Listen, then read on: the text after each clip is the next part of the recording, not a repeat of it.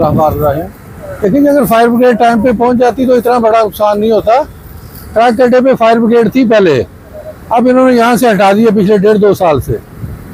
तो यहाँ ज़रूरत होती है, यहाँ पूरे पाकिस्तान के ट्रांसपोर्टर हैं, वेयर हाउस हैं, गोदाम हैं, दुनिया जहान का माल पड़ा हुआ है, और यहाँ फायर ब्रिगेड नहीं है। फायर ब्रिगेड की कहाँ ज़रूरत है?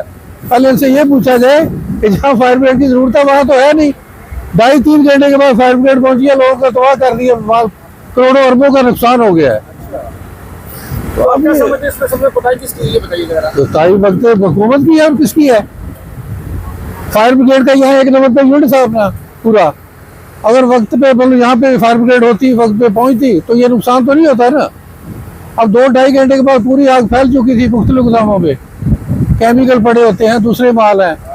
तो ये तो वक्त हुकूमत की कुताही है सारी। हमने तो बार बार कहा कि यहाँ फायर ब्रिगेड का बड़ा यूनिट होना चाहिए। आप देखिए कि ये 1 नंबर से लेके ट्रक अड्डे से आगे पूरे वेयर हाउस है सारे, और हर गोदाम पे अरबों खरबों का माल पड़ा हुआ है। तो पाकिस्तान में ये प्रॉब्लम है, जहाँ जरूरत होती है वहाँ नहीं होती। नुकसान कितना होगा? नुकसान तो अरबों का नुकसान है, ये तो गिनती में नहीं आएगा, देखना ना अब, ये करोड़ों में नहीं अरबों का नुकसान है। और मेयर साहब से मैं रिक्वेस्ट करता हूँ कि यहाँ ट्रक अड्डे के लिए स्पेशल यूनिट एक फायर ब्रिगेड का फौरी तौर पे कहीं भी सेट करें।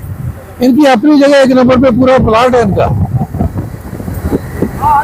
तो अगर मेयर साहब मेरी बात सुन रहे हैं तो उनकी मेहरबानी है कि इसको आके विजिट करें और देखें कि 1 नंबर पे जो फायर ब्रिगेड का प्लाट था उस पर क्यों हटाई गई फायर ब्रिगेड को। बिस्मिल्लाहिर्रहमानिर्रहीम। सर सुबह जो है ना 11:15 बजे यहाँ पे आग लगी है। इस वाले गोदाम में आग लगी थी, केमिकल वाला गोदाम है। तो चूंकि फायर ब्रिगेड की गाड़ी तो आ गई, लेकिन पानी के ना होने की वजह से आग फैलता गया।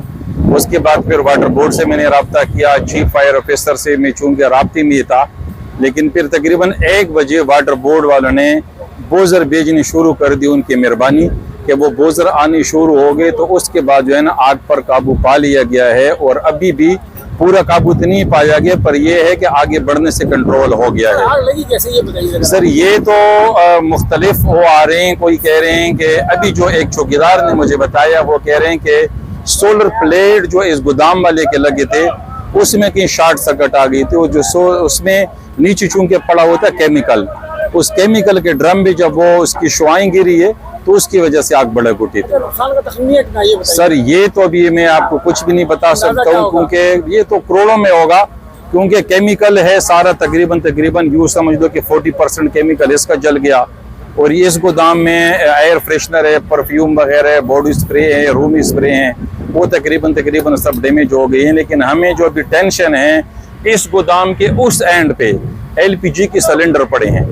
मैं चूंकि खुद 12 बजे से यहीं पे मौजूद हूँ और इनसे बार बार यही रिक्वेस्ट कर रहा हूँ कि भाई आपने मेहरबानी करके इस आग को नहीं बढ़ने देने, क्योंकि अगर आग आगे बढ़ता है तो उसमें अगर खुदा न खास्ता LPG के सिलेंडरों में धमाके शुरू हो गए तो पूरा इलाका तबाह हो जाएगा। पहुंचा या नहीं पहुंचा, ये बताइए। नहीं देखिए जी, फायर ब्रिगेड का अमला बिल्कुल बर वक्त पहुंचा है, लेकिन चूंकि फायर ब्रिगेड के पास उतना ही पानी था जो उनके अपने बोजरों में था, बाकी उसको बोजर नहीं मिल रहे थे। बोजर उसको मिल गए 1 बजे के बाद, तो जब तक तबाही हो चुकी थी।